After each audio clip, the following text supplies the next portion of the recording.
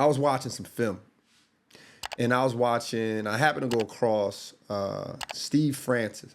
Steve Francis was playing against the Lakers. The Rockets was playing against the Lakers, and Steve Francis was cooking.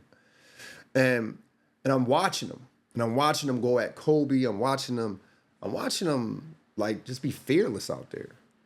And I don't think we talk about him enough because he was like one of the first guards from that explosive point guard era. And I'm watching some of his footwork. I'm watching the things he's doing in the air. I'm watching from where he's taking off. And when I was young, I didn't really, not to say I didn't appreciate, but I didn't really notice how these are the best athletes in the world. Like, yeah, like when you're young, you're very optimistic. So you're looking at TV saying, I can do that.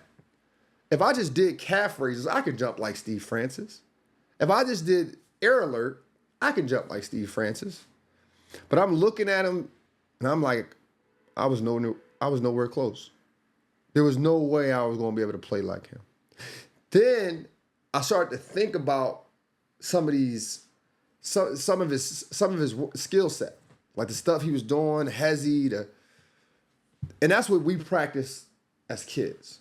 Like even when the kids today, they practice the Anthony Edwards, Hezzy, stop and go, all that stuff, right? But the reality of it is that that's only about 2% of the game. The rest of the game, he was getting to a spot with one dribble, getting to the basket, one dribble, getting to a pull-up, 2 dribbles. He was creating space, pulling up on a drop of a dime. And when I was a kid, I wasn't looking at that part. And same thing for the kids today. The kids don't look at the 1 dribble, the 2 dribble pull-up, the thing that they doing majority of the game. They look at the highlight stuff. They look at the stuff that you really can't mimic because for them, it came natural in the game.